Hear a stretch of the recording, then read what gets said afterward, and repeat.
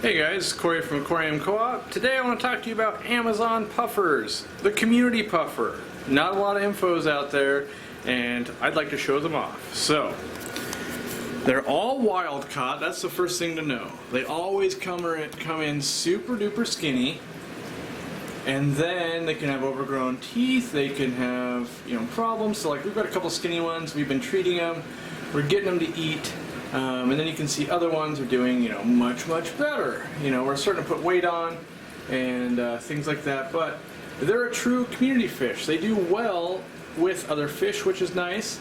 They're best kept in groups of, let's say, either one solo or groups of like 6 or more.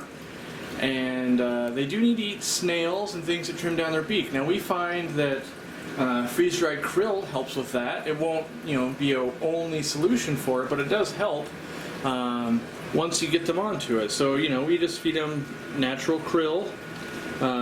We sell it, that type of thing, and that helps trim their beak down a little bit. But at first, you're gonna have to use snails and things like that because they're wild caught and they don't really know how to take prepared foods. So definitely chow down bloodworms and things like that.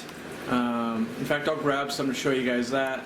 So here they are chowing down on frozen bloodworms, which they'll all get fat bellies after that, but it doesn't help trim their beaks down, and we want to get them trained to eat things that are crunchy.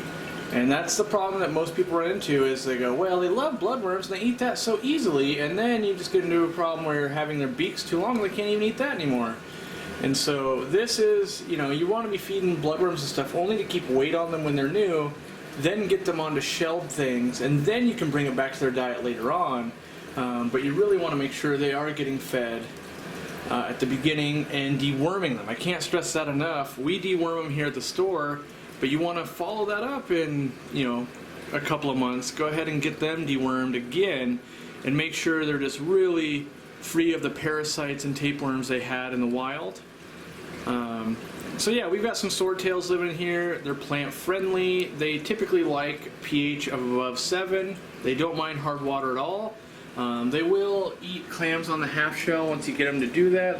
They won't chomp through the clam, but they will pull the meat off a lot of times. They'll eat brine shrimp and things like that. Strictly a carnivore. The reason they're so popular is typically they do great with other fish of the puffers. Like they're not, it's like saying, cats or dogs are amazing house animals. Like, well, people still get bit every once in a while. But of the options we have, these guys are amazing. They tend to be docile. They can get out and compete for food very easily, so you don't want to have them with African cichlids and stuff like that that's going to beat on them. You want them more with community fish and things like that. They are the Amazon puffer. We sell them at $30. There's stores that will sell them cheaper. But they're typically not deworming and stuff like that, and the meds and time we put into these before they're healthy to be ready to go is what makes us have a higher sell price there, because it might take us a few weeks, or more before they've got bellies on them and they're really doing well. And so you can see how they were all skinny at the beginning of this video, and here they are just all kind of plumping up their bellies. This guy's lagging behind a little bit. He's a straggler. This guy is not doing well. We fear for this guy because he's just not wanting to eat at all, and so we're going to separate him off and give him some live worms and things like that and try to really get his appetite going. And but you can see for the most part the wild one, they're all wild. They all came in, they're all eating. We just need to finish cleaning them up and getting them healthier. But yeah, that's an Amazon puffer. Do great in groups of 6 or more. They also do great solo. In between those, it's going to be at your own risk type of thing. If you get 2 of them, they could fight if they're 2 males, that type of thing. They can get a little territorial.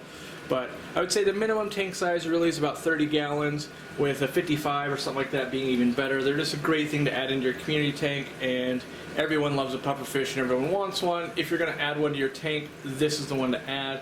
It's also been known that some of these puffers in customers' tanks, things like that, will go and they'll actually trim their teeth down on rocks themselves. But not all puffers do that, and you don't want to rely on that. You want to take care of getting them to trim their teeth down with the foods you feed, and hopefully they'll help you out as well. So if you enjoy this video, go ahead and like it. If you want to see more species and plant videos and things like that, go ahead and subscribe. We're putting out content all the time.